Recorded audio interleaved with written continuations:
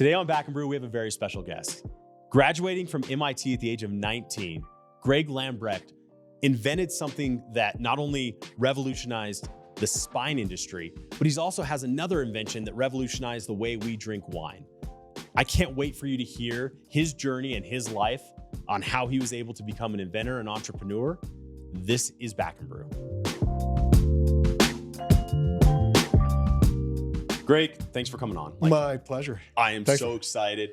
Heather was telling me about your background. Initially, she was like, yeah, why don't you have our founder on, or the person who actually founded and invented Barricaid. Why don't you have him on? I'm like, all right, cool. We'll see what it's like. It's going to be this kind of like the bean counter is what I had in my mind of like someone who not very articulate. I'm pretty nerdy. If I get right down to it. But all right. You're nerdy like Gary Vee is nerdy. All right. You're nerdy like Gary Vee is nerdy. Gary Vee's fantastic. So thank you. I know who you are and have the opportunity to have you on here because of Barricaid from Intrinsic Therapeutics, the revolutionary spine device that is definitely disrupting the space. It's an innovation that really hasn't been successfully, up until its inception, hasn't really been addressed or successfully addressed. There was Annulex, kind of things like that were an attempt, but not to the success that Barricaid is. So I know you from that. What was crazy was when Heather was telling me about Coravin, and you being the inventor of that as well. So we're going to take a journey from here at Barricaid to there, or maybe it's backwards. Yeah, maybe it's backwards. Let me serve you a glass of wine. So tell me, first off, this is Back and Brew. Tell me what your brew is. Yeah, this is a Cabernet by Charles Krug Winery. Charles Krug Winery is the oldest operating winery in Napa Valley.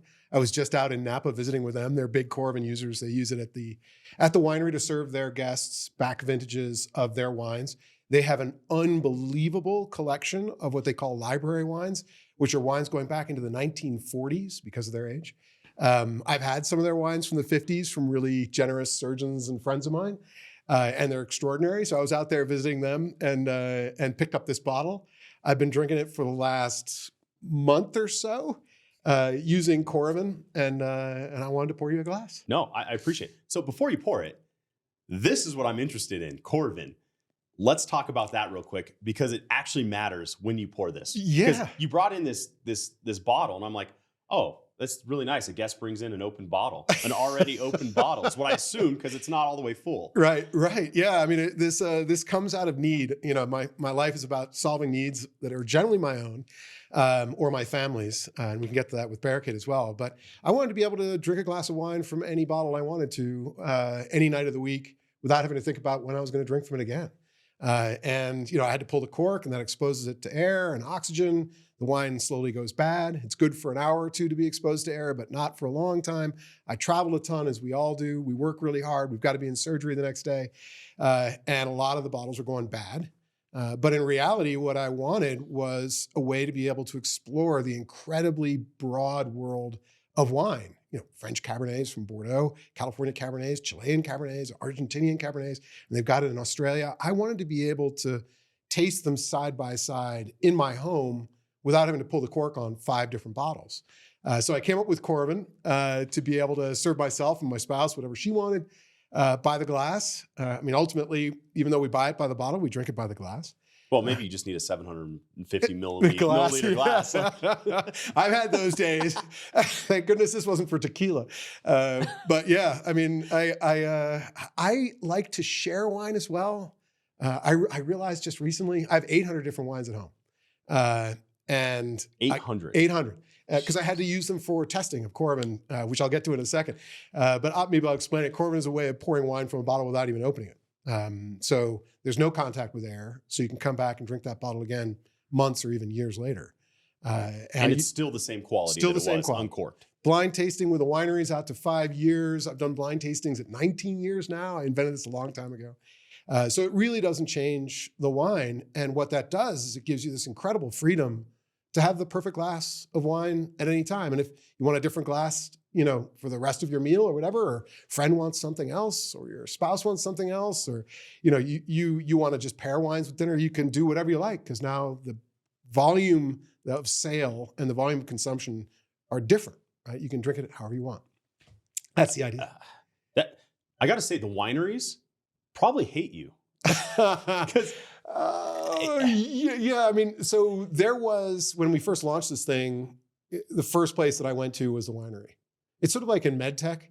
When you launch a new product, you want to make sure that you go to the leaders of the field to make sure that they're aware of it before you launch it, because you want them involved in the process of launch and evolution and development. I did the very same thing. I call it the kiss the ring strategy. I had the same strategy with wineries. I went to Napa Valley. I went to Bordeaux. I went to Burgundy. I went, all the different regions that make wine, Germany, except for South America. I really still need to go there.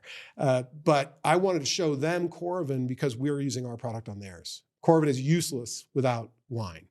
And so I didn't want the first experience they had was to see it in a restaurant. And they're like, what the heck is that being used on my bottle?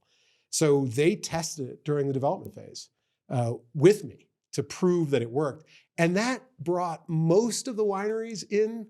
There was a little bit of fear in Bordeaux that we were going to decrease the consumption of wine. That's exactly what I was saying there. Right? Drink less, but better. But that was proven not to be true. We actually found that people drank, and I don't know if I should say this, but people drank slightly more because instead of not having that glass they want on a Tuesday because they're going to travel, they had the glass, right? And so they drank a glass of wine when they wouldn't have otherwise drunk it because they had this freedom. That's amazing. Well, by all means, explain how this works. All right. So Coravin passes a thin, hollow needle, very similar to an epidural needle, through the cork. It's a pencil point needle, so it pierces and dilates the cork, doesn't remove any material. So the cork reseals using the compression that the cork is under in the neck of the glass after you remove it. So the needle goes through the cork, and then I use an inert gas, argon, to push the wine out of the bottle. So there's a little argon cylinder in there. Right in here. I'll show it to you in a sec, but you just place it on top, press the needle through the cork, tip it sideways. I press this trigger, gas goes in. That argon gas pushes the wine out into your glass. You can pour as much as you'll like. I'll move to the other glass. There's a little stop spot in the middle. Wow. So you can pour as much or as little as you like. Anytime you want more wine, you just press the trigger again and stop anytime just by tipping up like that. Wow. You can see the extra argon comes out, pull the needle out, cork reseals. So you could tip that over right now and nothing will come out. Yeah, cork's elastic. Cork is actually the most elastic solid we've found above the surface of the earth, natural solid. You can compress it down to 98% and it'll pop right back. So this is a wine that I've never tried and I'm excited to try it. There we go. I feel like my excitement for that is tainted because of what I just saw with the Coravin. Yeah, it changes the way you drink wine. Cheers, man. Interesting. Cheers. Thanks for having me on. No, thank you.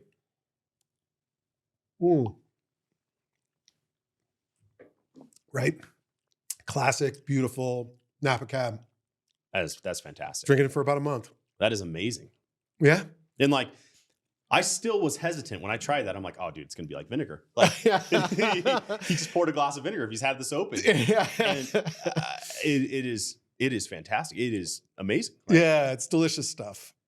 So cheat to win, always pour a nice glass of wine whenever you come on a podcast. Yeah. And these guys are great. But I could have poured anything. That's amazing. That's like you had some cherry from that, really strong cherry. Yeah. That is fantastic. It's they own most of their own vineyards. It's run by the Mondavi family now. Okay. Rihanna Mondavi is small operation. Small world, exactly. Also one of the first wineries in Napa Valley. So one of the things that I've learned in wine is that it's made in beautiful places by really nice people. Like I'd say almost 100% of the time. There are very few exceptions.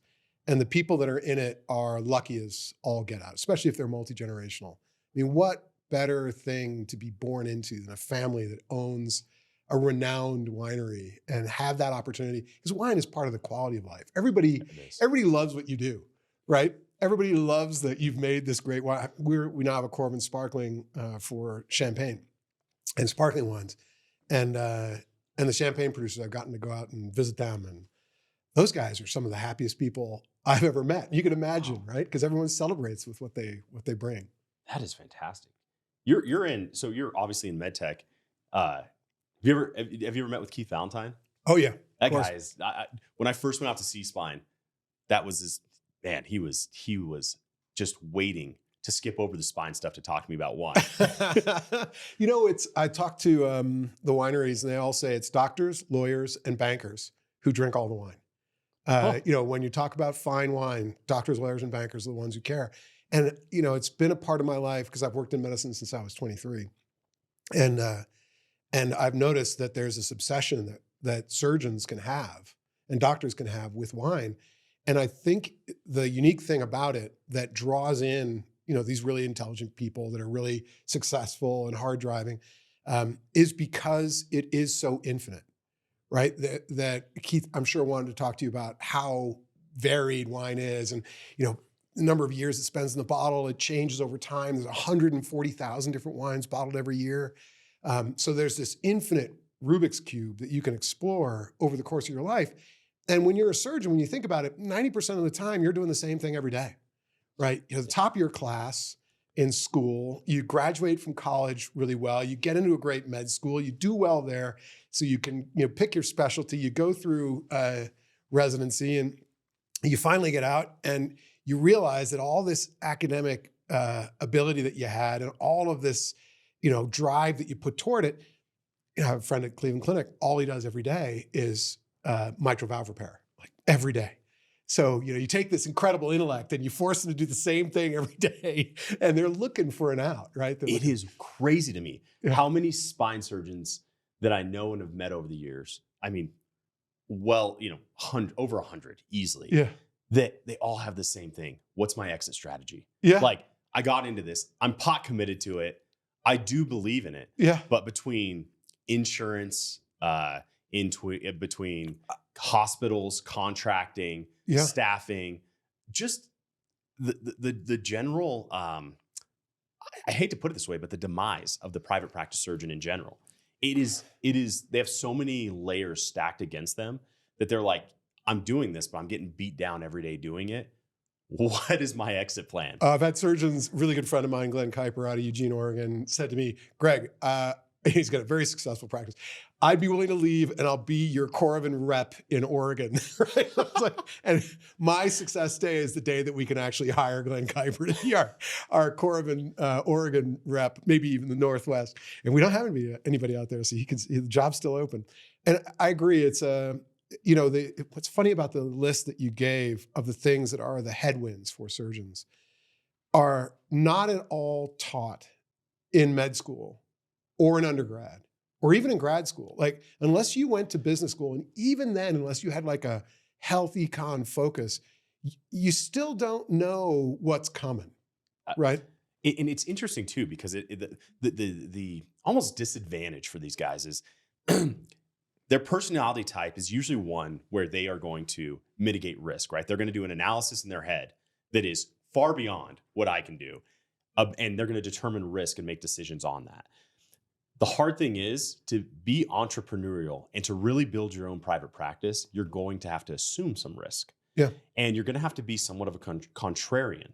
And a lot of these surgeons, the ones that we absolutely love working with are those entrepreneurial type. Yeah. The ones that are the hard hitting, the ones that are going to advocate for their patients, the ones that during COVID, during the shutdowns, they're the ones that send them through the ER. They're like, I'm going to find a way for you. That's right. You're going through the ER. You're going to meet me there at this time. Yeah. Right. Like, those are the ones that we see when they build with their private practices, they take off. Right. And they have 3 other businesses going. Yeah. But Darkwater Consulting obviously partners with a lot of surgeons in helping build their practices. Right away, like whenever they come in to do their filming, so the surgeon will typically fly here. They'll spend 2 days with us, and they'll film a year's worth of content. But the night before, we always make sure that I get to sit down and have dinner with them. Yeah, because I have to figure out and have the honest conversation of, what are you looking for? What are you looking for? Yeah, like, what do you want in your life? What do you want in your career? And I'm looking for one thing. I'm looking for I'm looking for 2 things: grit and hunger. Yeah, those are the 2 things I'm looking for. Yeah.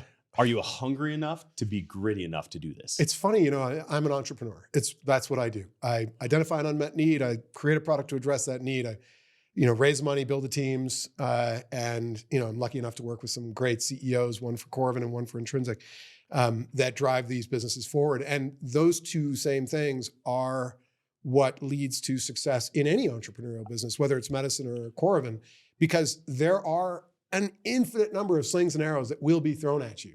right? No matter what, there'll be naysayers and there'll be like things that happen in the market and China will stop drinking wine or there's tariffs somewhere or the FDA slows you down or the insurance companies say no initially, even though it's not in their best interest to say no. And you've got, at every step of the way, you've got to be that positive mindset that is like, okay, so how do we get past this? Because ultimately, and these are the best surgeons, ultimately they're looking at the patient and saying, how do I survive as a business? How do I thrive as a business? Because if I don't survive and thrive, I can't treat these patients and I can't get the right technology to them and I can't make them better. And so it's not that grit is necessary for entrepreneurship, but I think that what I found in medicine, while I'll never leave it, is that these great surgeons that you're talking about have the patient on the other end in their heads, right? Because in reality, they're working 12, 14 hours a day all the time, right? They never see their money, right? Their family does, right? They rarely see their money. And so for the best of them, it's got to be that drive to treat those patients better. And I've had the privilege of working with them on Intrinsic and all the other medical devices that I've worked on in my life. So, all right, let's go to that. So walk me through how you got from there to here, not just there, the wine. Where did you start? Where did you come from? Because this is like, I heard Superman tales. There's lots of rumors. Yeah, he graduated from MIT at 19 and like amazing things. So in your words, yeah, I skipped on important grades. I skipped kindergarten and 7th grade, right? So those weren't all that critical. So went to MIT. I'm a mission-driven guy. I always have been, and it's just finding the right mission. So my first mission, I'm happy to pour you some more. I would love that. Yeah, it's fantastic. Great, right? You know it's good when people are asking for more. So I'll take some too. So it's my first mission was energy. I had a grandfather who was an inventor, developer of guided missile systems during World War II and after. And thank you. And so he came up to me, very smart guy, and said, we've made enough weapons to kill enough people. You should work on medicine or energy. We'll never have enough of either of them. And I was like, okay. Seemed like a good strategy. So energy was my first. I worked in fusion power, the kind that's still 50 years away. It's going to be 50 years away when I die, sadly, from a real a real way of providing power. But I spent 4 years at MIT learning that, and then I spent a year and a half in Japan working in Kobe for Mitsubishi Heavy Industries to realize that it was never going anywhere. Went back to grad school, studied biomedical engineering at MIT again. I got this professor who was wonderful, and he goes, "Hey, we're inventing this new thing for J&J. It's a way of using a peripheral IV catheter without actually sticking the person with a needle afterwards, because we've got a lot of HIV and hepatitis that's transferred to healthcare workers." I was like, "Great, that sounds like a lot of fun." Here I was 20 years old, and so come up with this thing that's a couple of pieces of plastic, not a $2 billion fusion reactor, a couple of pieces of plastic, and they launch the protective peripheral IV catheter, and they're selling hundreds of millions of these things, and we're preventing piles of stray needle sticks. And I'm like, wow, I can invent just a couple of pieces of metal and plastic and protect people from disease that changes their life. I love this medicine thing. Let's go do this. So got into medicine when I was 23 after I graduated. Got hired by this wonderful guy named Josh Mackauer, who's a walking company, genius, serial entrepreneur. You're calling someone he's a genius serial entrepreneur. He's amazing. Okay. He's amazing. Clarent, knee attract. I mean, he's done a bunch. He's on board at Coravin. So he's an amazing guy, and he's like, I bet we can invent how to invent. I bet we can invent how to invent. Yeah. What does that mean? He's like, invention is not just an idea hitting you in the shower. He's like, I bet we can make a system that guarantees 6 to 10 new really important medical devices after a 3-month program. And I want you and me to figure out how to do this. And so he had started this program called the Fresh Tech Program, became the Strategic Innovation Group at Pfizer. And they, at the time, owned Helmetica and Valley Lab and Schneider. And so they had all sorts of different fields of medicine. And that was our play field. He was like, we are going to take a couple of smart guys out of college between grad school years. We're going to take some people, engineers and marketers out of the companies that we've got. And we're going to go in and live in this field whatever field Pfizer chooses for a month and figure out what the unmet needs are. And then we're going to characterize those needs in terms of market size and severity. And then we're going to invent solutions to them. We're going to put together business plans, patent applications, and then we're going to go. And it wound up working. And so each program started to kick out 6 to 10 new important medical devices. Pfizer, however, was in the mindset of, medical devices are risky, pharmaceuticals are where we make our money. So that was at the point when they wanted to sell these divisions. Josh left to start his own companies. I stayed to make the program work in the constraints at Pfizer, wound up working for a wild man named Jack O'Mani, who was running Helmetica, an Irish Australian. If you want to meet a guy you can't keep up with drinking, it's Jack O'Mani, whom I love. And he's like, we're really struggling in Japan, fix it. You speak Japanese, go fix it. And I was like, okay. Wait, you speak Japanese? Yeah, the Mitsubishi Heavy Industries, a year and a half, 18 hours a day, including Sunday, working on fusion power, not speaking English. Nobody spoke English. So of course, Greg Lambrecht just picks up Japanese over the course of a year. Yeah, it was a tool, mission driven, right? And so went back to Japan, developed a bunch of hip and knee related stuff, orthopedics, trauma. And then my mother had disc herniation in 1996. It was her first. Disc herniation, she was in her 50s. Lower back was L5S1. Had a discectomy. She got largely better. She had another disc herniation at L4-5, treated by the same surgeon. She got largely better. She had a recurrence at 5-1, another discectomy. Recurrence at 4-5, another discectomy. Severe, unrelenting leg pain. She calls it like an animal's chewing on her leg and her foot. She was an active mountain climber, mountain climber, hiker, always outdoorsy, lived in Southern California. And she stopped being able to walk long distances. She stopped being able to really do much at all. And so I recognize there's an unmet need here, right? The first surgery worked, but then it didn't. Second surgery worked, but then it didn't. Then she had degenerative cascade. Her disc collapsed. She had an uneven she had curvature in her spine. So she wound up getting fused. She picked up an opiate addiction that she's kicked. And now she's unfortunately a little bit back on. She's 83 now. And I was like, okay, well, is there a way? I was standing in an operating room after I'd left Stryker bought Helmetica, left Stryker to start my own companies. And I was running these invention programs. And I secured time at University Hospital of Cleveland and Cleveland Clinic. And I was in Hank Bowman's operating room, and this young woman on the table doing a discectomy pulls out this big, hairy fragment. We've all seen it. Like, it's one of those satisfying discectomies. And then he goes, I've cured her. And then he goes back into her disc. She was in her 20s. And he's ripping out the rest of her nucleus. And I'm like, if the first piece cured her, what are you doing? Well, she's young. She's active. She's got a big hole in her annulus, high risk of recurrence. If I don't do this, she's going to have recurrence. I was like, but isn't ripping out all of her disc bad? And he goes, sure, I'll probably have to fuse her at some point in the future. And I remember saying to him, what if I could close the hole? And he said my favorite things, which is, that would be great, but it's too hard. It's not possible. The loads are too high. The forces are too great. People have tried. Sutures don't work. Because just for context, there were some other products that have come out where it's just like basically a suture that sutures closed, the hole made from the initial disc herniation, but they'll actually suture it. So just kind of briefly tell me, like, what are the pressures in the disc, and can a piece of thread or Prolene or nylon hold that shut? Hope springs eternal. The pressures are unbelievable. Highest pressure ever measured in the human body was measured in the L5S1 disc, L4-5, of a German surgeon lifting 20 kilos. And it was 23.5 atmospheres, which in pounds per square inch, 350 pounds per square inch. It's 10 times your tire pressure. Jeez. So it's enormous. And the effect of that is that there's no direct blood supply to the disc, right? The heart can't pump against that. So healing potential is crap.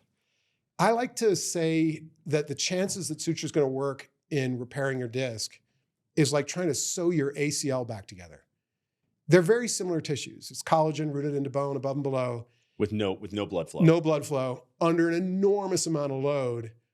Good luck with that. Sewing the ACL back together, it's friable, right? These are counterangulated fibers. It's like rope. And trying to sew this rope back together when the ends are cut is not possible. And so people hope for scar tissue. The reality is that scar tissue can't hold back 350 pounds per square inch. And what we've learned through a study at Stanford is that not everybody's at the same risk of recurrence, that the small holes that you find or where you can't find. Well, I was in a surgery yesterday and there was no hole that we could find, right? There was barely a fragment and it was predominantly stenosis. The facets were hypertrophied and compressing their nerve root and had nowhere to go. That patient doesn't need a Barricaid. They don't need anything. Their risk of recurrence is really low for the disc side. Somebody with a really big hole in their annulus and a preserved disc height, those guys are at high risk, independent of their age and almost independent of their activity level. It sort of makes sense, right? If just picking up a box puts 350 pounds per square inch in your disc, it doesn't matter how active you are. Oh, that's good. It's going to blow out. And so these big holes wind up being the focus of the problem. You can't sew those back together because you can't oppose the tissue. You pull on annulus and it's like cheesecloth. It just shreds. Those are the ones at high risk. It's like 1 in 4 get reoperated. If you've got this problem, that became the focus of Intrinsic. And after trying everything else that didn't work, we finally got to the solution that did work. It's like that famous Churchill statement, Americans always do the right thing after trying everything else. and we did that. The spine is hard. It took us 2 to 3 different designs, but once we got to a bone anchored implant, the bone anchor holds the load. A multi-layered flexible barrier sits on the inside of the disc using the pressure to help it seal against the remaining annulus. That's how Barricaid works. The barrier is oversized to the size of the hole, so you've got a little bit of press fit. And the anchor is titanium 6.4. It's grit blasted. It grows right into the bone, so we don't have migration. And so we've done now 11, 12,000 of these cases. And I always talk to my sales team and say, 12,000 cases times 25%. That's the number of reoperations you're preventing. Yeah, no, right? that's impressive. And what's interesting is like you kind of compared, you briefly referenced ACL repair, right? Yeah. And like how you would never sew an ACL if it was ruptured or torn together in the middle. Yeah. And that's exactly what they do, right? They instead of that, they'll take a cadaver or they'll take part of a hamstring and they'll replace it, anchoring it into the bone. That's it. And that's what's been tried and true for. Bone is your friend. Yeah. Right. And I mean, you have a blood supply there. It can fuse quickly. Like the ACL surgery is one of the best surgeries that you can actually heal from. It is. And it's funny. I was talking to Dr. Duhan yesterday and he said something really beautiful in surgery. He goes, discectomy isn't sexy. Nobody talks about it. He goes, but it's not perfect, right? It's still broken for these patients that have large holes in their annulus. And I've always believed, what if we can make the first surgery the last? Yeah. That's the dream. Yeah. What if we can make the first surgery the last? This is no longer an annuity, a feeder. Nobody likes a recurrence. Surgeons hate recurrence, especially their own, because they told the patient, I can make you better. They did the surgery. The patient got better. Then they come back with the same or worse symptoms. Who do they blame? They blame the surgeon wrongly, right? Because it's not their fault that the annulus doesn't heal. But, so if you can prevent that, and not just that, you meet these discectomy patients. And so there's this one woman at a wine event in Aspen. I almost called it a conference. It was Aspen Food and Wine. And she's standing against this wall. She was at one of our wine tastings with Coravin. Tall, beautiful, just standing against this wall. And I come over, I'm like, are you all right? Can I get you a glass of wine? And she says, I had discectomy 4 weeks ago. My surgeon told me not to bend, lift, or twist. I'm living in fear of a recurrence. And you think about that. Not everybody has a recurrence. But everybody lives in the fear of having one, and they change their behavior, right? They stop running. They stop doing the athletic activities. Unless you're Tiger Woods. Yeah. But again, that goes back to Rob maybe Gronkowski. Maybe this could have. Yeah. And I'm not saying it could have or couldn't have, but what if it could have? Would have loved to have tried. Right? Like Tiger Woods had what, three discectomies? Yeah. 3 discectomies. Then a fusion. And that's always seems to be the danger of discectomy, or the warning in discectomy is Yeah. you're going to feel great, take it easy. Right. Don't do anything for a while. Right. And they try to put that fear in there because they're like, hey, we don't want you to reherniate. And again, he had what, 3 of those? Reherniations, re-op, disc replacement, fusion. Yeah, and Rob Gronkowski, I'm a Patriots fan, and he was one of the most phenomenal wide receivers there was, or whatever he was, tight end, and just a badass, right? But he carries 3-4 people that are trying to tackle him, and guess what? You blow out some discs, and he's had 4 surgeries, 3 or 4 surgeries. It's one of the reasons why he retired. You would never know it watching him play. But I'm sure it had an effect on the way he played. So these guys make their lives off their physicality. The rest of us, it's our quality of life. And they want to, these mad seniors want to go back to pickleball, right?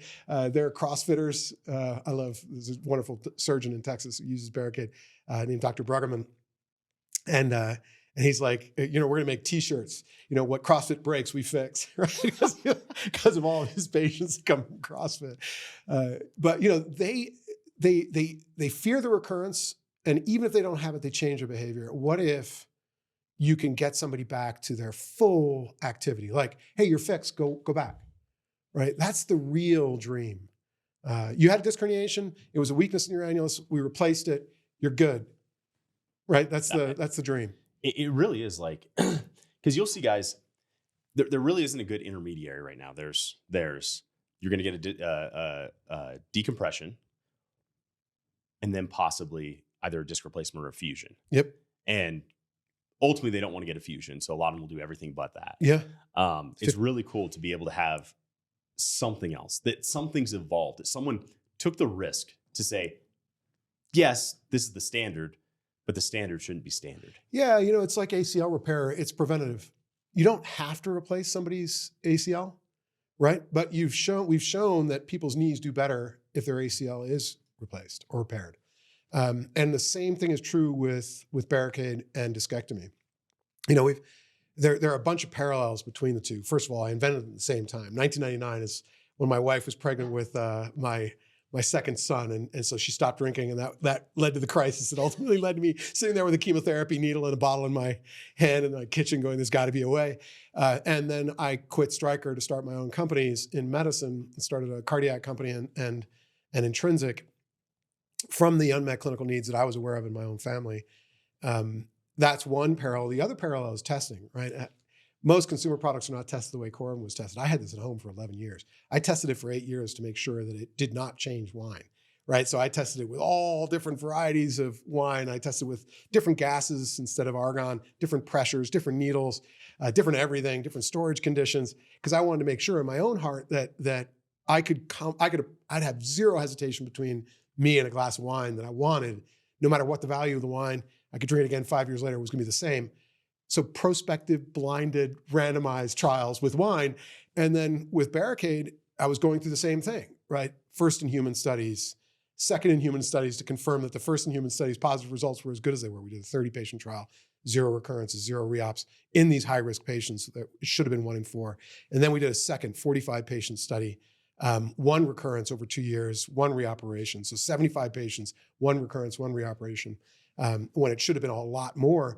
That gave us the confidence to start the randomized prospective clinical trial superiority study, one of the first in spine's history, because my cardiac background, I can't reflex do a trial.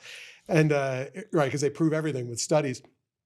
And spine didn't have many at that time. We had total artificial disc, the cervical discs were coming in, but there weren't many studies that had been published by that point. So we ran this massive prospective randomized trial, 554 patients, randomized to either discectomy alone or discectomy plus Barricaid. And followed them. We're getting out 10 years now. And so it was the 3-year results that demonstrate, we were superior from, patients were treated with Barricaid was superior from 3 months all the way out through 5 years, now published in JAMA. But we used the 3-year data to get approved in the United States. And it's that validation, because I didn't want to bring a technology to the market where there had been other technologies in the market that didn't work, right? They had high hopes, but they didn't work. And I wanted to bring something that did work, as did the team, right? Carrie Hagan, our CEO, and our wonderful R&D team, our wonderful clinical team, Kelsey Miller, all these amazing people who have been with us for a long time because they recognize it's a big problem. If you can solve one thing in your life, this is a big one to solve. and getting through the FDA. There is no ultimate validator for Coravin other than the consumer or the winery or the restaurant, but there is the ultimate validators for Barricaid. Those were the parallels. The differences are exactly what you would expect, right? This that list that you gave for surgeons. Somebody gives me my credit card, they buy a Coravin, they go home and they benefit, right? Restaurant does it, they use it for by the glass, they benefit. Winery does it, they benefit. They're paying, they're benefiting. Our healthcare system is so different, right? The patient's employer is paying for insurance to an insurer who's setting a price on the basis of what Medicare says it should be, and the surgeon's getting paid on the basis of what AMA says it should be, and the hospital doesn't want to lose money. They'd be great if they could make money on it. So you've got the government, you've got the insurer, you've got the hospital or the facility, you've got the physician, you've got their staff who are absolutely critical in making any technology work, and then you've got the patient. And so as a new technology, you've got to find a way to align everybody to get the technology to the people who need it. Much harder. It's so much harder, so much. And the problem is, like, with the American healthcare system, we always obviously have a ton of these conversations. It's interesting because you can't completely demonize it, because you say with a country of 400 million people, what else works? Yeah. Where like show me another company or show me another country that has 200 million people or more and has an effective and adequate healthcare system that you can still have access to technology that treats pain, right? Because that's the big key. Yep. Like, no one's going to die from pain. Yeah. Yeah. But quality of life. So like in a lot of areas we have a surgeon who did a rotation in Ireland, for example. And he's like, we had 2 neurosurgeons that serviced 3 million people, right? The greater Denver metro front range area is like 3 million people. There's over 120 surgeons, right? Yeah. And you're like, they had 2 to service 3 million. So people didn't get operated on for pain. Yeah. We're not treating pain. Yeah. We don't treat pain for that. And that's where in the US, it's like, I have a painful disc. My leg hurts. Yeah. Come on in. Right. Right. And it's funny. I had a surgeon actually in Boston. He put it very well. He was born in China and well-traveled. That's a healthcare brilliant surgeon. Right. Yeah. And he had a very unique, he told me, he goes, Chandler, you can either have coverage or access. You cannot have both. Yeah. You can either have coverage or access. And so America is access. I'll say it slightly differently. Having worked in healthcare systems around the world, it's not 200 million people, but it's 85 million people. I've never seen a better healthcare system than Germans. Yeah. Never seen one better. And no waiting lists, no. But you know what you have? Taxes. So I'll say you could have access, right? But you're going to have taxes, and they're many of them 50+% in tax, and it goes to cover their healthcare and their education. Now, on the upside, their healthcare is excellent. The surgeons are amazing. There's no waiting lists or very little right now. Germany's not exactly thriving right now. Yeah, and so we'll see, right? When you're one of the top economies on the planet, you can do what you. And but you we have are 85 too. But you have 85 million people. It's not 400 million. That's where I'm like, yeah, it's true. We do have a broken healthcare system. We all recognize it. 100%. It shouldn't be this way. I have my fix. That's probably too controversial, but as everybody in the healthcare system has their fix, right? But I'll give you an example. Our example. We reduce the rate of reoperation in these high-risk patients by over 80%. Over 80%. We just published a study in the United States. Pierce Nunley, lead author, investigator. Is he out of Louisiana? Louisiana. Oh, yeah. Wild man, but a great surgeon. 3% recurrence in this high-risk patient population, right? So that's a big reduction. You would think that you could go to an insurer and just lay out, 2 randomized trials. Korean guy ran his own randomized trial on his own, didn't even tell us, had better results than we did. So 2 randomized trials, 7 other studies published, 5-year data, 10-year coming up. And you would think you would go to the insurer and say, second surgery, 58% of the time is a fusion. Here's what you're paying for it. right? And so, here's what you're paying for repeat discectomies. And we're isolated to this high-risk patient population. So this is saving you the most money possible. You would think yes would be the immediate answer. It's not. And so, what does it take to drive a private insurer to issue a positive coverage policy for something that saves them money? And that, unfortunately, in the private healthcare system is completely dependent upon the insurer, right? They're all different. Anthem, United, Aetna, Cigna, Blue Cross, and all of their different things. Completely different. But one of the main ones is another major insurer covers it, right? Which is not scientific at all. It's fear of competition. I'm going to lose patients to that guy because he's covering this thing that people want, right? So it's a weird, this part of the system is really broken. The private insurance side of it. They're taking 15% profit off of a system by saying no.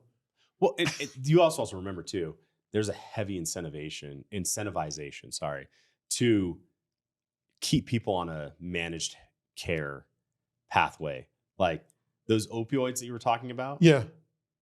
That's the business, right? Like that's cheaper than surgery. It's cheaper than surgery. And for Pfizer or whoever comes out with it. Yeah, not Pfizer. Not Pfizer. Sorry. It's okay. Not Pfizer. J&J. For whoever comes out with it, right? Whoever comes out with whatever opioid, it's more profitable for them. So it's more profitable for them to have someone on managed care, and it's cheaper for the insurance company medical management to do medical management. So you can see where that is. I heard an economist talk about this one time, and I thought it was, again, somewhat controversial, brilliant, I think, about increasing taxes on people based on their habits. So their habits and some other measurements. So if you are morbidly obese for a certain amount of time, if you're a smoker, your taxes are going to be higher. Yeah.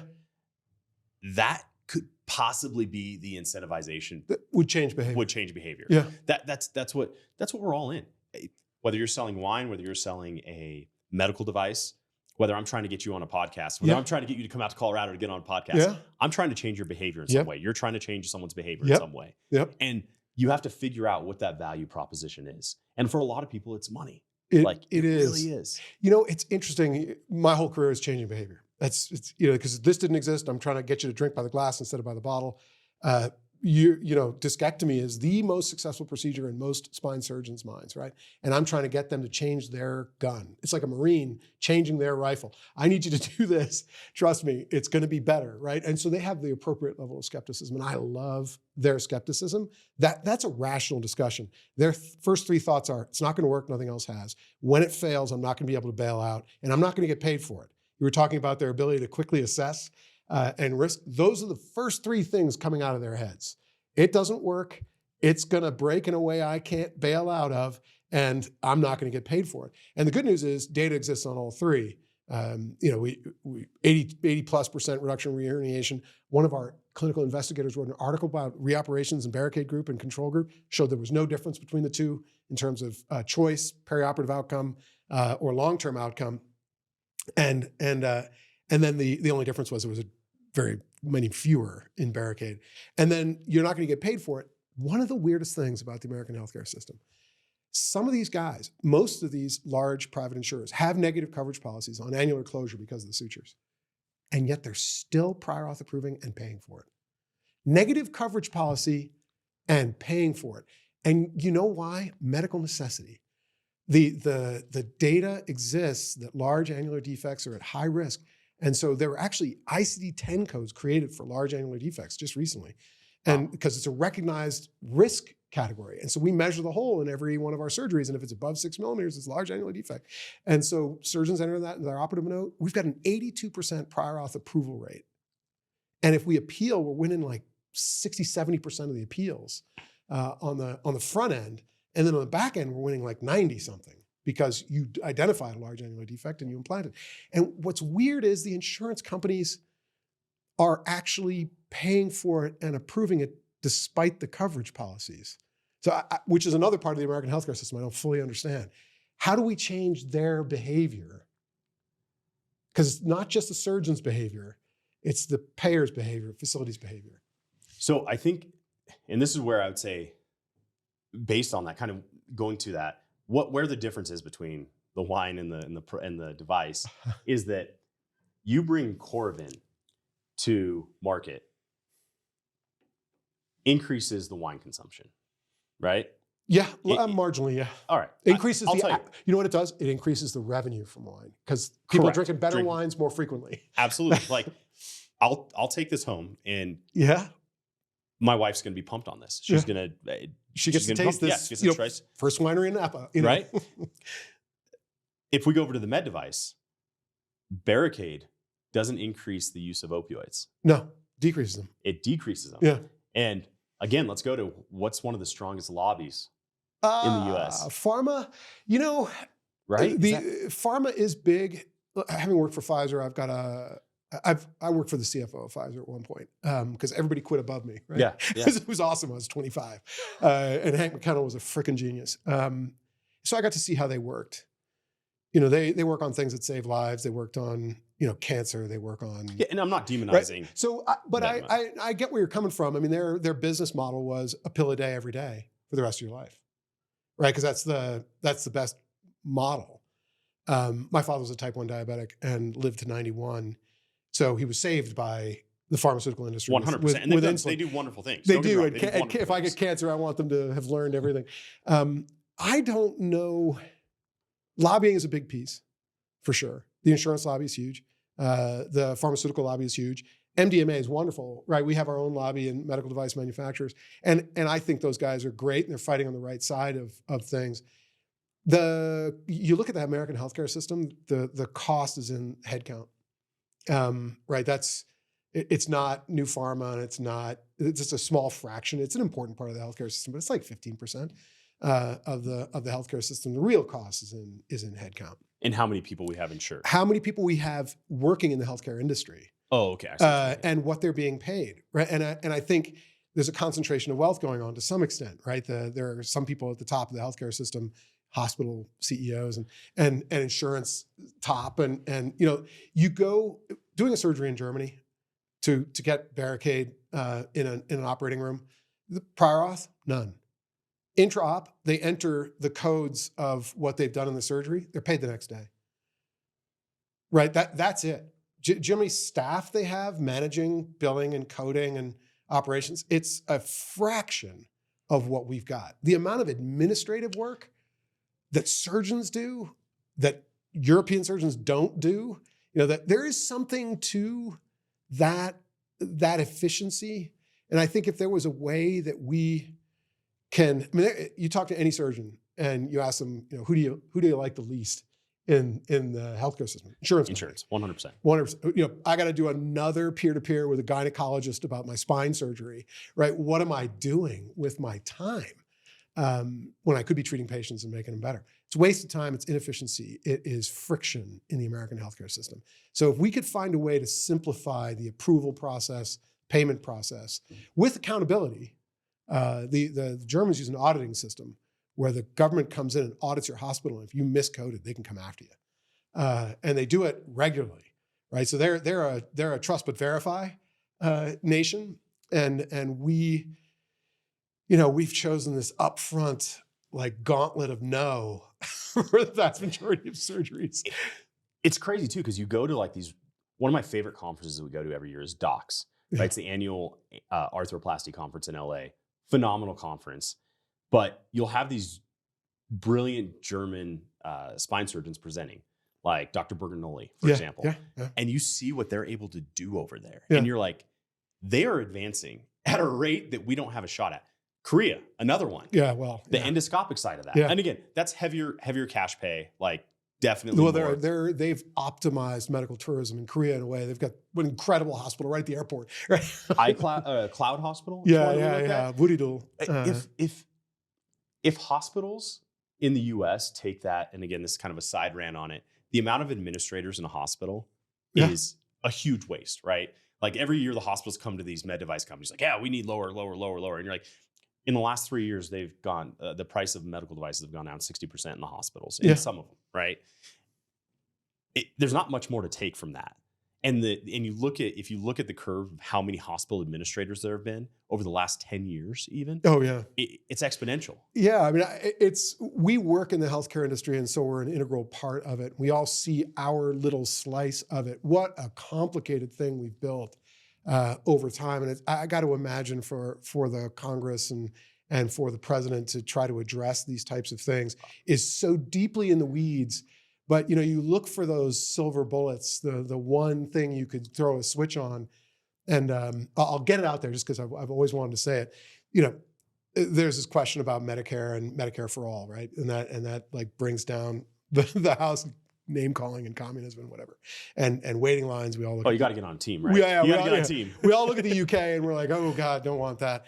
But I always think Medicare for all, private insurance across state lines. So make it an even playing field. Government can insure, private insurer. No state to stop this experimentation on insurance across the individual states. Just make it a national insurance field for private insurance and for public insurance. Give them an even playing field, because it's right. It's not correct to do Medicare for all and have them be national and have to have Blue Cross Blue Shield have 50 different Blue Cross Blue Shields across the country and living with all these different insurance regimes. It's just nuts. You can't compete like that. But it would bring in competition if there's a national Medicare and private insurance coming in. That's my hope. I don't see it happening. Is that kind of like what's in Australia? I don't know. Yeah, Australia is also a very good healthcare system. It's a public and private system. Like in Germany, public insurance with private insurance on top.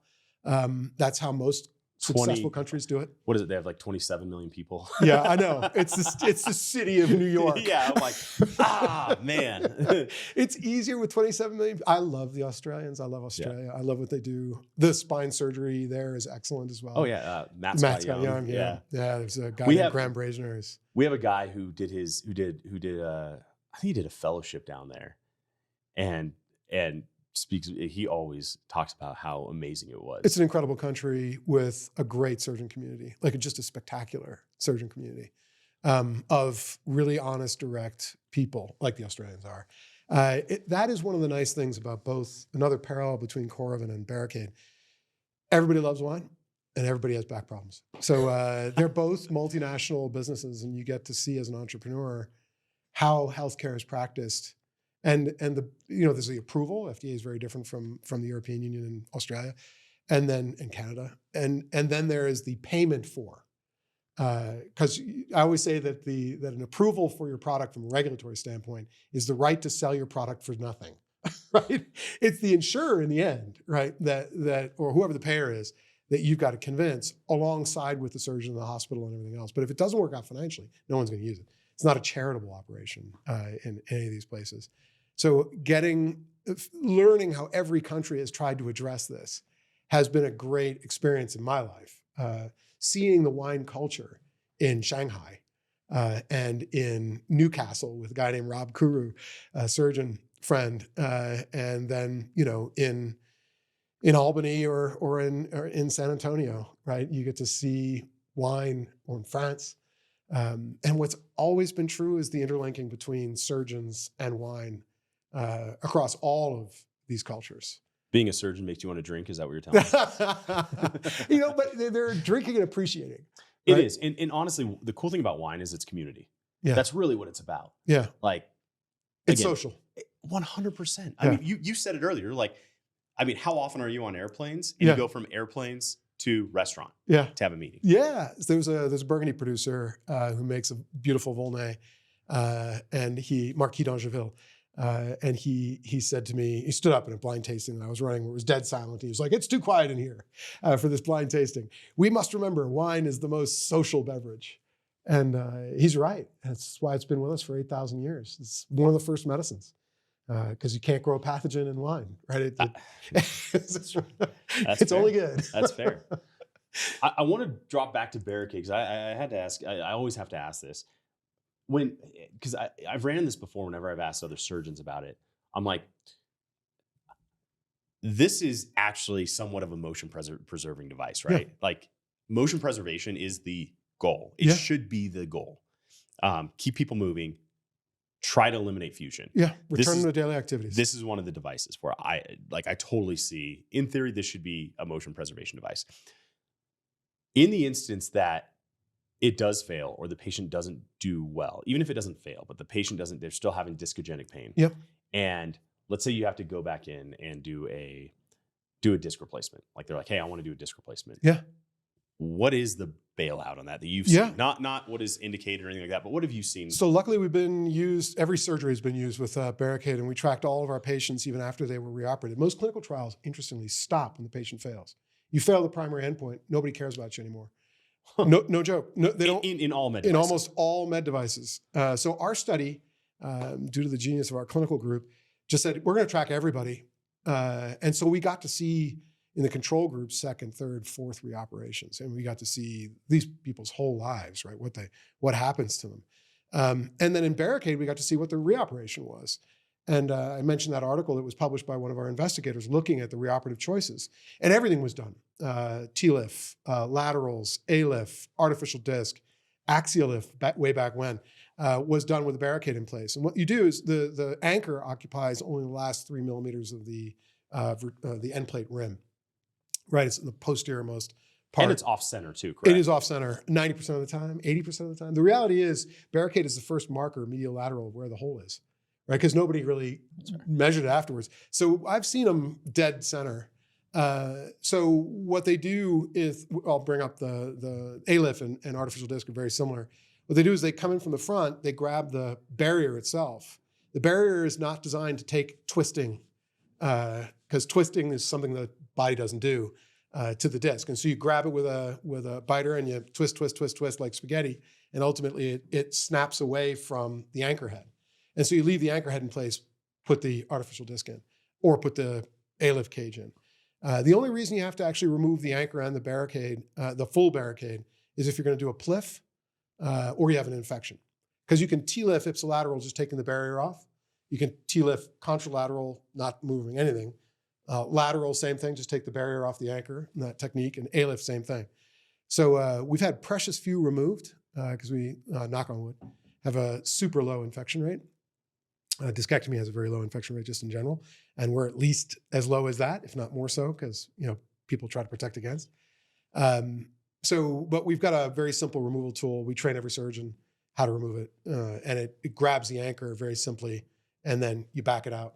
But it's very rare you'd actually have to remove it, like you said. I've only seen 2. But that's always the 11,000. question. Yeah. As someone who sells products to surgeons, Yeah. whenever I bring them a new or innovative product, they go, "That's great, Chandler. That's how it looks simple to get in, streamlined. How do I get it out? How do I get it out?" So I mentioned those 3 rational concerns. It doesn't work. Surgeons ask that. I'm like, no, prospective superiority study, 5-year data published, 82% reduction in reoperation. And no new complications. And then it's going to fail in a way I can't get out of it. Here's the Clausen article on reoperations with Barricaid, and I'll just tell you how they're done. And you can talk to a surgeon if you want to. It doesn't burn any bridges. And then it's not going to get paid for.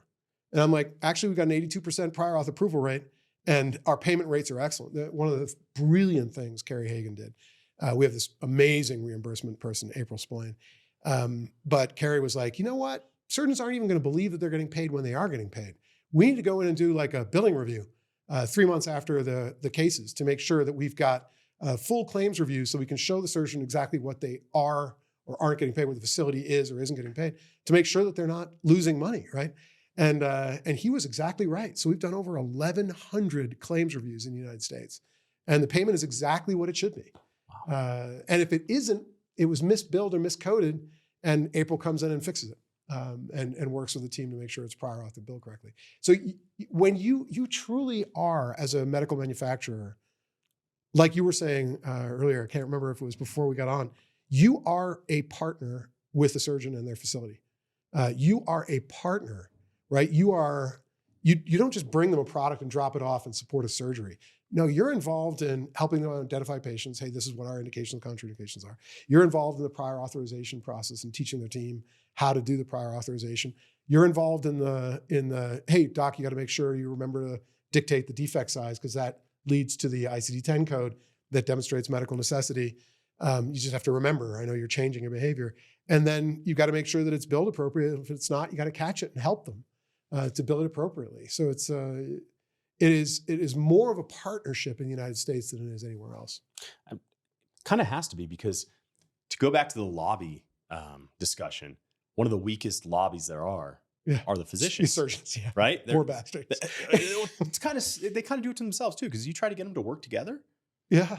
It can be hard sometimes. Sometimes it's getting better. They've got to now. Yeah, they have to now. Out of necessity, it's gotten better. Yeah. But legitimately, it's one of those things where it's like, they go through all this intensive clinical training, and then they come out and they're like, hey, guess what? You're in a place that you are practicing in a place where everyone wants to live, that's super competitive. Yes, you're a clinician, but you're in sales now. Yeah. Welcome to sales. And guess what? You better learn how to run a business. Yeah. And it's not taught outside of anywhere. Life. Right. Yeah, it's not. And the battles that they're going to have with the insurer, the battles they're going to have is with the facility and contracting. And they're trained how to do surgery. Right. And they went through fellowship and they went through residency, and they really know how to do surgery to make the patient better. And they know what the best option is for the patient that is currently available. But they don't know, how do you start a business? How do you build a practice? A lot of surgeons have gone into ASCs and the surgical centers. That is really running a business. You have power and water and electricity and employees and a facility and leasing, and then you've got to draw in patients. They've got to be aware of your talents. They're not just going to find it on their own. You've got to build a business from the ground up. And it's, as we were saying earlier, it's much more of an entrepreneurial effort. And if you've gone through, you were great in college, you're great in med school, and you were great in your residency, but you never learned how to do that. You never learned marketing, right? Ever, right? Then your only option is to join a really big hospital that's doing all the marketing themselves. Or hire a Jake Tanner that's going to absolutely blow it out for you. Well, I got to tell you, Barricaid, we are lucky. We are full of great people. And Jake is one of them. He's our VP of marketing. And his head is so in the right direction. He's always thinking about the patient. It's all he cares about. He's trying to help. He's trying to build this community around the center and the physician in order to make sure that patients do well. And so he's remarkable. Every interaction I've had with him, I'm like, you are what 99% of the med device manufacturers are missing. Oh yeah. They're still playing the game from 2002, 2003. Yeah. Same playbook. Yeah. If you build it, they will come. Yeah. No, it's funny. I likened it before to cups and water, right? So back in 2000, there was maybe only, 5 big spine companies that made pedicle screws and really could get you through a case. Yeah. And those were kind of the cups, right? So they're really only, we'll call those maybe 5 cups. If the patients are water and the surgeon has to pour the water into the cups to be able to actually get something out of the cup, right? Yeah. To be able to drink it or whatever, and translate it into something that's useful for them. There was so much water. There was more water than there were surgeons. There was so much more water than there were cups. Yeah. Now then you could be, if you were one of the cups, you were always going to be full, right? You were always going to have patients. You're always fine. Didn't have to do the work. Now there's over 250 companies that make a pedicle screw. Yeah. So there's hundreds of cups. Yeah. And there are many, many more surgeons now coming out of training. Yeah. So it's more competitive that way. Maybe a little bit more water, but overall, compared to everything else, not nearly enough. Yeah. So the cup isn't as valuable unless you bring the cup with the water. And that's what we really focused on with Dark Water Consulting, is that we have, we spent years defining and understanding a way that we're able to deliver not just the cup, but the cup with water. I think it's critical. I think surgeons are beginning to realize it. The expansion of ASCs has really driven it home, because that's truly your own business. I'll talk about a success example. And it is another parallel, a couple of parallels we just brought up. One is, can't do either of these things without great people. And Jake is one of them. 100%. Like an invention sitting on a table is useless without all the people that are involved at Coravin and Intrinsic. So that make Barricaid. The other part is Jake made a couple of videos of patient testimonials and just talking to patients. And it's, we've returned people to active daily life, and, mountain climbers and skiers and, athletic folks and people that do CrossFit with Barricaid. We had some athletes, and those are great videos because they help the physician showing what they're able to restore. Two of the most powerful videos for us and for the center are two young women who were operated by a surgeon who applied for insurance approval and were denied. And she treated them with the best thing that she could do, which was discectomy. And both of those patients had recurrences and severe low back pain and leg pain and went on to be fused and then changed their lives as a result of the fusion. And he made videos with them. This is the downside of discectomy. And you don't think about that, right? Nobody wants to show their failures. Nobody wants to show, but this physician is a very unique physician. And she was like, nope, we're going to make these videos because this is happening. It exposes insurance. It exposes insurance. To her credit, she sent them to the insurer. And that is the first insurer to flip to a positive coverage policy, Cigna. And I'm convinced that those patients played a part. Not all the successful patients, right? It's like insurance policy. You never need it until you need it. But showing the failure where there wasn't the insurance of Barricaid and these patients lost it and went down my mother's trajectory, right? And so that flipped that pair. And so I'm really proud of Cigna for going, nope, yep, positive coverage policy. And they've been true to their word ever since. That's amazing because I've heard so many surgeons refer to Cigna as Cigno. Yeah, and that's awesome. That is great to know. They will move. We just don't know why, right? And you got to try everything. And Jake works really hard to find that why they're going to shift. You guys really do have an amazing team there. You have Jake, Heather, Dylan, Robert Spomer. Awesome. Yeah. All of them awesome. Jeff. Jeff Van Rapport Swoof. Yeah. Fantastic. Like I look at, we built our distributorship Alliance Medical and our marketing firm, Dark Water Consulting. Both of those were built out of necessity and grit. Yeah. And it was just kind of one of those things where we're like, man, there's got to be something better. We've got to look at this differently. And that's what I see in your team that I absolutely love is everyone I talk to in your team is they'll look at it and they'll see the possibility. Yeah. And even if they don't try to fit necessarily in the status quo, they say, how can we make it better? That's it. And it's, whenever you bring a new technology to market, and particularly in medicine, the burden of proof is enormous. It's enormous because there's clinical risk, there's financial risk, there's regulatory risk. And so everybody's thinking about risk. You don't want there to be such a burden of risk that people aren't incentivized to bring out the next important medical device. And you also need to make sure that you're doing it for the right reason. I like to believe, although the clinical trials were extremely expensive and took us a long period of time, that clinical data will win out. The clinical risk has been eliminated in Barricaid. We can always make it better. Hard to beat 3% recurrence, right? But we can always make it better. We can make it easier to implant. We can make whatever. We can get the insurance companies to pay. But we've retired the clinical risk. Now we're retiring the reimbursement risk.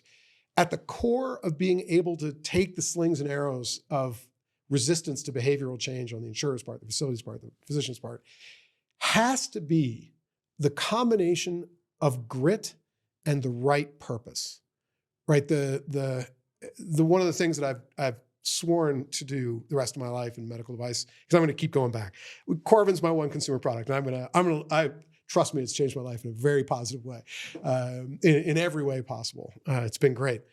But I don't think I'd start another consumer product company. I love medicine because of your ability to, what we call it is create area under the curve. ICER and all that quality of life stuff that's out there. It does have real meaning. And I think about my mother's life and, her area under the curve over the period of time of her life was really, really big and positive. And then first discectomy, first recurrence, second discectomy, second recurrence, fusion. And, the healthcare system probably thinks of her as a success because she's not coming back. She's not coming back because she doesn't trust surgery anymore. She's unwilling to do it again, right? And she's just accepting the fact she can walk 100 meters. And then she's retired for the next 2 days, right? She's got to lie down. So her life is completely changed. Med system says she's not coming back for healthcare. She's a success. But there's this area under the curve that she could have had that isn't there. And everyone at Intrinsic with Barricaid is dedicated to maximizing this area under the curve. From the territory manager in the field to our office manager, Angela, at our headquarters, everybody has been there for a long time, because that purpose hasn't changed. Those patients, we look at it, there's around 170, 180,000 patients indicated for Barricaid in the US every year. And we're not doing a fraction of that. We're a very tiny fraction. And so we all think about that risk of 25% every year these people have of recurrence and going and losing their trajectory, dropping their area under the curve. And our mission is to get this technology to everyone who needs it and protect that area under the curve. That thrills me, and it makes every wall look like something you can go through. And so you hire people that have a history of walking through walls, right? And Kerry Hagan, our CEO, one of his talents is bringing together a team, and he's brought together this dream team. I always say, if we fail, it's our fault, because we're all willing to do it. See, and that's what's cool is I don't know if you're so smart or you're too dumb to think that a wall is not solid, but regardless, you guys isn't it a combination of those two things? You gotta be ask smart on the day. and dumb, right? There's better ways to make money in the world than being a med tech entrepreneur. But you see the people that are, and you see the investors. It's the same thing for them. We have a tremendous group of investors, and I was talking to one of my investors, and he said very bluntly to me, "Could have made a hell of a lot more money in tech. Could have made a hell of a lot more money, but I would have been bored out of my skull." He's like, "Because I care about it. I'm changing healthcare, right? Through my dollars, for my life. I have enough money." He's like, "I'm changing healthcare through what I'm doing."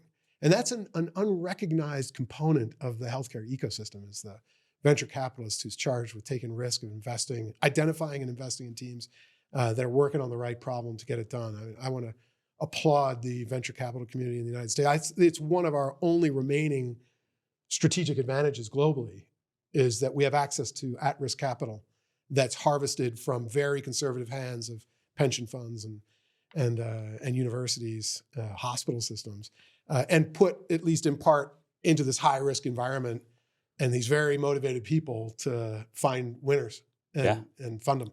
Absolutely. Absolutely. Well, Greg, I really appreciate you coming on, man. This has been awesome. I could sit and pick your brain for days. Same here. Would you be able to say this is back and brew in Japanese? これは, I could say back and brew with the Japanese accent, because I don't know that they would use their words for it. That's right. So これは back and brew です.